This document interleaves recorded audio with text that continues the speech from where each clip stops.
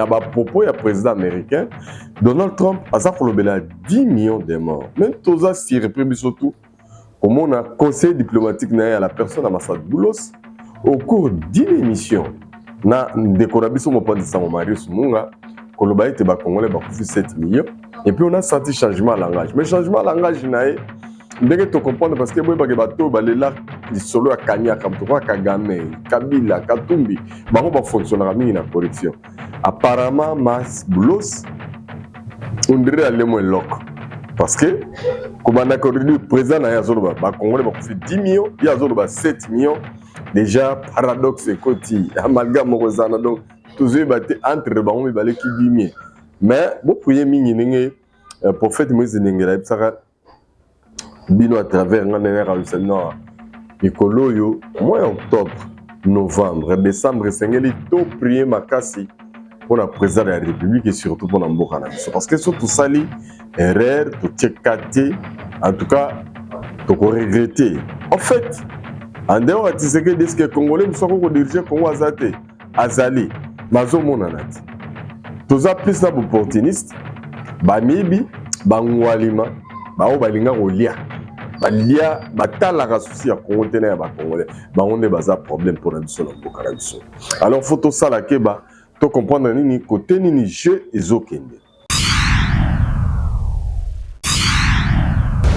Mbote cher internaute, mbote ba congolais, mbote ba oyo balinga, masano balinga, masolo balinga, makambu nyonso oyo ya malamu lekaka na mboka na biso totoni bido botoni parce que bozali belé. Nzambe alikolo azo lokumu parce que apesi biso na bido pema, poto pema wana fo mikolo nyonso tozong sa matonde pa na ye. Makambu ya politique na République démocratique du Congo semaine mobimba ezali dominé na l'Assemblée générale ya ONU. Obino bomoni ba activité kili ba rencontre ba discours mais au-delà de tout ça des critiques mais ce qui est bon sommet wana eza ko se clôturer mokolo ya lundi de fin ya sommet. Alors République démocratique du Congo ezaki à l'honneur sur tous les plans ndenge bomona ki la 80e anniversaire oyo ya Assemblée générale ya ONU. République démocratique du Congo est occupé place à vice-présidence preuve année que ba comité na niveau ya ko présider ba réunion sous assemblée en tout cas le kumu ezonga na bataille diplomatique oyo mokonzi mboka Félix Antoine Tshisekedi de Chilombo azali ko se battre jour et nuit pour que congolais azala respecter pe Congo ya moro ezala respecter voilà monter en puissance ya diplomatie pe ya lisolo ya Congo comme ko betama par-ci par là mais oya motu ya na démarche ya mbala oyo ya 80e anniversaire ya l'Assemblée des Nations Unies ezali mingi likambo etali génocide boyeba ke ba congolais ba kufi millions mais génocide bo kaka na Rwanda entre les deux tribus ba tutina ba utu ezwa nango kaka décès au moins ya plus d'1 million donc à peu près 1 million ya ba tuti nde bomona Kagame a komisa biso ba zoba na mokili oyo monde entier ezala solidaire naye pe aza ko sala ba crime ya ndenge na ndenge la République démocratique du Congo. Mais lelo biso mungongo ya Congo mutoye ko tombola ngo po bato nyoso ba yo kango ke tozali ba victime ya génocide salemi il y a 30 ans. Et na ba propos ya président américain Donald Trump aza kolobela 10 millions de morts. Même toza sirepre biso tout comment on a conseil diplomatique na la personne à Massad Boulos au cours d'une émission na décorabiso mo pandisa mon Marius Munga koloba ete ba congolais ba kufi 7 millions. Et puis on a senti changement de langage. Mais changement de langage, ndenge to comprendre parce que boy ba bato balela lisolo ya Kanya Kamtoko Kagame Kabila Katumbi bango ba fonctionnera mingi na corruption. Apparemment Mas Boulos on dirait aller moins loco parce que comme on a connu le président na Yazoroba ba congolais ba kufi 10 millions Yazoroba 7 millions déjà paradoxe côté amalgame mozana donc toujours batté entre bango mi balé ki 10 millions. Mais bon prier mingi ndenge prophète Moïse ndengela ibsaka bino à travers ngana ralusana mikolo yo mois octobre novembre décembre sengeli to prier makasi pour la présidence de la République et surtout pour la mboka na biso parce que surtout sali erreur to tchekate en tout cas to regretter en fait en dehors de ce que des Congolais nous sommes diriger Congo azate azali mazo monanati toza plus na opportuniste bamibi bangwalima bao balinga kolia balia batalaka souci ya Congo tena ya ba congolais bango nde baza problème pour na biso na mboka na biso. Alors faut to sala keba to comprendre nini côté nini jeu ezokende. Maintenant après assemblée il y a Nations Unies 80e année, bien sûr il y a Nations Unies retour Berkay Kalamingité. Qu'est-ce qui va se passer? Oui, à la mboka msala les osale mama kasi sur le plan de l'infrastructure, tout le monde a bien que Makambozo kende mais si koko somoko ezali ya contrairement makambato bazaki webisa président de la République en 2023 dollar rekita mais dollar rekiti na banque centrale d'une manière officielle na ba banque commerciale dollar est en baisse mais ça non stabilité. Alors na moment wana changer cambiste à profiter ce qu'on a spéculation. Donc, là où le dollar se change à 27, vous avez un cambiste qui vous braque à 26 000, à 25 000, 25 500, 26 500. Et mon oiseau tombé victime de les petits peuples qui ont souhaité bakitsa dollar. Par exemple, dans les solomons boye, alors que parmi bateaux ba sera ténor à tout moment dollar fait quitter, effectivement. Maintenant, ben, ça dollar qui est bandiawa. Il y a quelque chose changé. L'espoir n'a pas payé 28 000 francs à 10 dollars. En monnaie, va payer 25 000. Non, ko asili beaucoup de matériel qui ont souhaité dollar qui. En tout cas, ça parmi bamarambo et zali ko comme ça. Mais biso tous en c'est parce que vous avez branché. Vous avez l'andabiso plaisir et en par rapport à la République démocratique du Congo. Alors, pendant ces jours à président. À Koutanaki quand même na congressiste américain boyebi ki makambo deal ya biso aux États-Unis et vous soukaka na niveau ba président il faut qu'il t'en ait représentant peuple même ça pour que toi ba deal na biso na ba américain quels seront les avantages et les désavantages et pourquoi pas ba makambo ikoki ko accompagner na niveau que les deux peuples base à la au courant au ezoleka parce que biso au-delà deal nous aurons un partenariat entre biso na ba américain. Tous en a domaine et belé pour travailler ensemble dans le cadre de deux peuples. Voilà pourquoi mon Zamboka a Koutanakina ba investisseur, naba congressiste américain, ba yokaye a expliqué bango quintessence il y a partenariat RDC États-Unis et le koni ne koki ko tirer bango ba ya vers RDC en matière ya investissement. Voilà pourquoi bisoto salaki décryptage nango total yango to non non au photo présentant on a ba congolais au batalaki peut-être traité ba mona ba comprendre makamni ni bitumani ni mokonza mboka za bunda pour que makambo malamu ezonga na mboka na biso enfin to ba respecter pays monnaie na biso valeur nango pour que pouvoir d'achat na biso ezonga na place elongo bani. Alors Junior Kapa ya tindi kabiso tolanda activité ya mokonza mboka na mboka Amerika. C'est parti. Une délégation du Congrès américain a rencontré le président Félix Tshisekedi pour parler de la situation sécuritaire à l'Est. C'était ce lundi 22 septembre à New York, où le président Félix Tshisekedi a échangé plus de 2 heures avec une délégation du Congrès américain lors d'un déjeuner de travail. Les discussions ont porté sur le partenariat stratégique entre la RDC et les USA.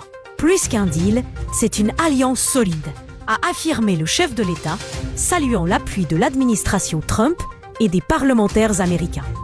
Tshisekedi a aussi rappelé l'importance de la résolution 2773 de l'ONU et sensibilisé ses interlocuteurs sur le génocide oublié en RDC, appelant la communauté internationale à agir face au massacre. Parmi la délégation figuraient Jonathan Jackson, Ilhan Omar, Gregory Mix, Sheila Cherilus McCormick et Yvette Clark.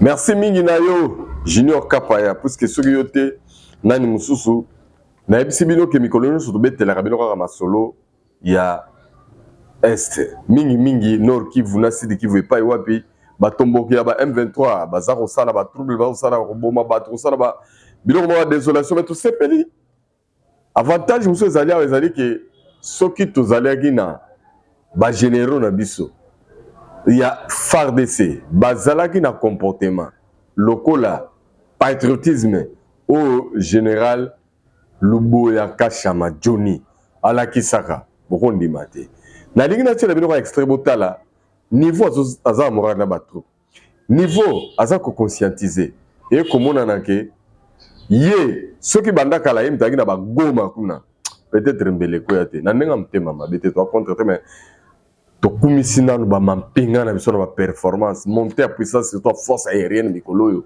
to sepela na makasi et tolingi ke okoti musala ya soda côté la pona bolingo ya mboka pe ya bandeko na ba congolais kokota te pour comploter contre mboka po banda ko sala bandeko na ba congolais mabe bota l'exemple à officier supérieur oyo non na éviter alors tout là na bref reportage oyo en tout cas ya ba mampinga mais cette fois-ci tozana province à Ituri avec le général Johnny Kashama gouverneur militaire mais elo wesepelisa kuna na population na ba soldat ba kolinga e imaginez ceux qui bango nyoso na Congo ba na moral la boule avec na patriotisme ba bona ko pesa moral la boule mais peut-être ba mbebele na Congo et c'est changé mais de tout ça na ba victoire sur ba victoire mais le fait que biso lingi d'infiltration bande ko na biso moko bande ko na biso mingi ya Kivu bango moko ba kolo cop ba kota na kati ya kopango et ezana ba soldat mususu atala mbongo yazo wa salaire eza mukime oyele kopa 10 000 20 000 $, ndio moni ba céder ba teka kambuka kapa ya tindi kela biso nanu Johnny Kashama Luboya gouverneur militaire na ba troupe morale kitoko to sepeli c'est parti. Au Zénith disent à l'air commandant des opérations et gouverneur militaire de l'Ituri qu'ils restent à jamais attachés à leur serment, celui de la défense de la patrie, et c'est jusqu'au sacrifice suprême.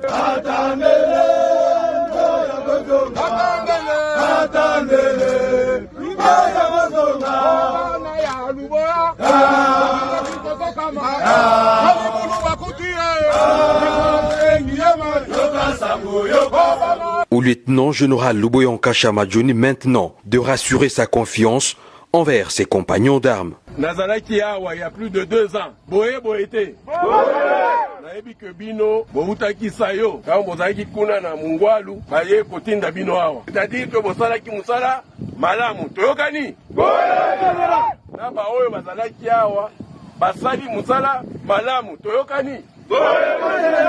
Police eza awa bino moko boki kolanda kuna. Na police na armée ba féliciter bino nyonso balobi ke bosali musala malamu.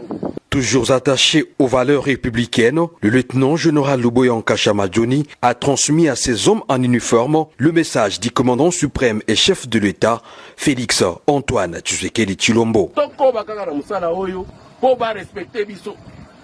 Bokanisa te ke bato bazo uta te biso moko ba congolais toko sala musala. Tozo sala musala pe toko koba. Congo eza ya biso moto akosakana na biso te. Oyo aza awa ye kosakana na biso so ava zonga il faut zonga bazongisi epembe. Parce que Congo na biso eza ya biso il faut bamona que biso bana ya Congo biso nde tozo sala sacrifice. Le président de la République, commandant suprême, il y a police nationale na armée na FARDC. Motema na ye eza epai na bino. Ata place lelo na tongo tango na yebisi ye ke nazoya awa alobi Ces différentes causeries morales du commandant des opérations et gouverneur militaire de l'Ituri visent à raviver la discipline au sein des corps d'armée et d'aiguiser la flamme patriotique dans la protection des populations et la défense de la patrie.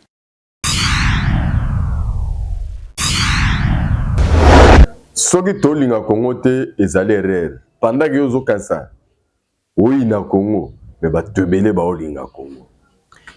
Mutu na ngi na bino premièrement il passe avec congolais te kolanda était pas en arrogance ça congolais te. Mais il est tombé sur ce documentaire et documentaire est-ce que c'est na tchela bino. Pour te bele ba barate Congo ngo bomo na roi mi kate na nguba Congo bomo na roi kwa ngala safu to pesa ngo komonini. Or le gars qui va intervenir dans le documentaire wana il vous met au parfum.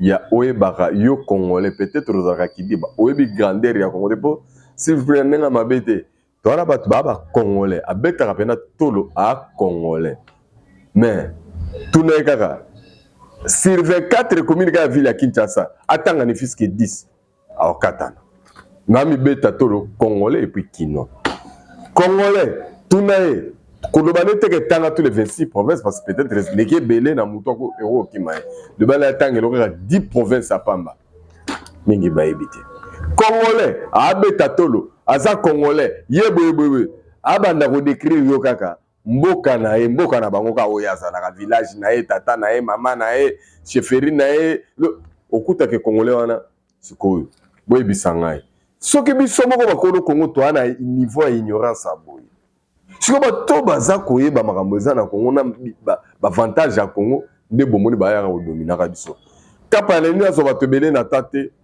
tindika na bamona non devoir de mémoire ya documentaire ndeko wana o noir azo non c'est bien comme documentaire lui-même n'est pas congolais o pas le na Congo il est pas congolais mais botala image va présenter dans Congo pour un début à lobby Congo est pris au piège oui Congo est un piège à ba multinational piège à ba mafieux piège à ba tomote mamabe la plupart même ya ba pays africains au bomoni ba ko dénoncer makambo Kagame ça la raté oui cause parce que bango pe kaka na kati ya Congo bango pe bana ba carré miné bango pe ba se retrouver yango bomonaka mingi ba betaka likamna biso karato e bakate richesse nzamba pesa biso nde koma objet mokeri pa bato bele babi ba sous valeur na biso tetoni kapa tindika na ba yo kabongo tozonga to clôturer.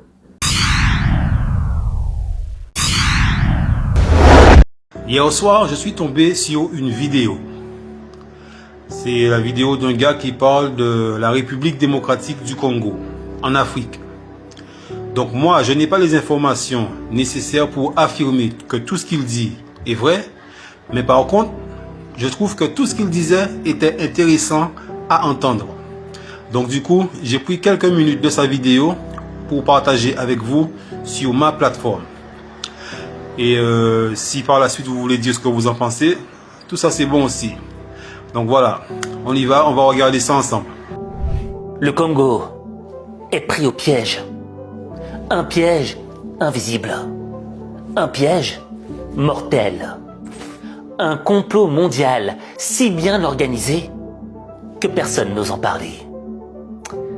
Mais la question c'est pourquoi ? Pourquoi un pays qui possède toutes les richesses dont le monde a besoin est-il condamné à la misère? Qui orchestre cette tragédie? Ce que tu vas découvrir va te scandaliser. Parce que ce piège n'est pas qu'une malédiction pour le Congo. Il pourrait être en train de détruire ta propre vie sans que tu ne le saches. Et si tu veux découvrir pourquoi, regarde ça. Le Congo, c'est une anomalie. Un pays qui pourrait dominer l'économie mondiale. Un pays assis sur un trésor. Sous ses pieds, le tableau de Mendeleïev en entier. En réalité, le Congo devrait être une puissance mondiale. À l'échelle mondiale, c'est le deuxième pays le plus riche en ressources naturelles du monde, juste après la Russie. Il possède tout ce dont l'humanité a besoin pour avancer. Or, diamants, pétrole, uranium, cuivre, coltan, cobalt, lithium, et j'en passe. Les ressources les plus stratégiques du 21e siècle sont au Congo, celles qui font tourner le monde moderne de demain. Et chaque jour, tu les utilises sans même le savoir. Sans le Congo, pas de smartphone. Sans le Congo, pas de batterie pour les voitures électriques. Sans le Congo, pas de transition énergétique. Le coltan, ce minerai qui fait fonctionner ton téléphone, vient à 80% du Congo. Le cobalt, indispensable aux batteries de voitures électriques, vient à 70% du Congo. Et en plus de ça, du pétrole, du gaz et des terres rares. Au fait, le Congo, c'est l'épine dorsale des technologies modernes.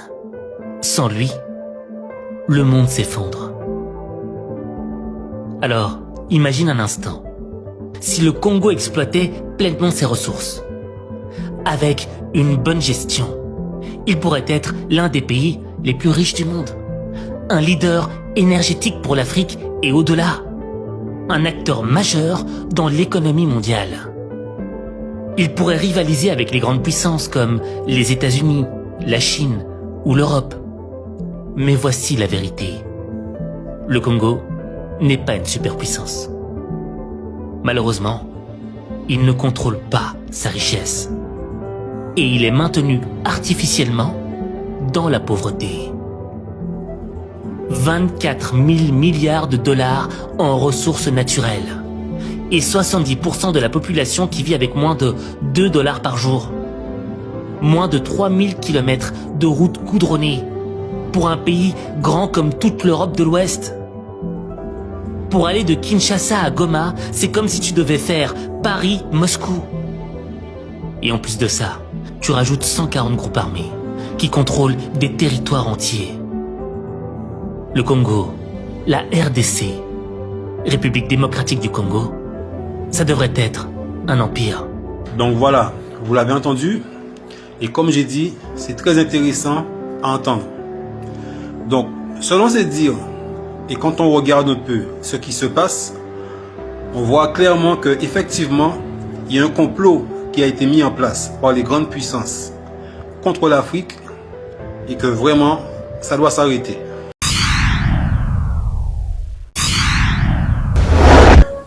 Merci mingi na bino ba Congolais ya bonne qualité ndenge bozalaka belé pona kolanda biso to tondi bino botondi kolo abatela bino abatela pe mabota na bino. To remercier la grande équipe ya tindika ndenge bazalaki wana bon momesano eza ba tuté na kotanga sou parce que bino mo boyebi bango.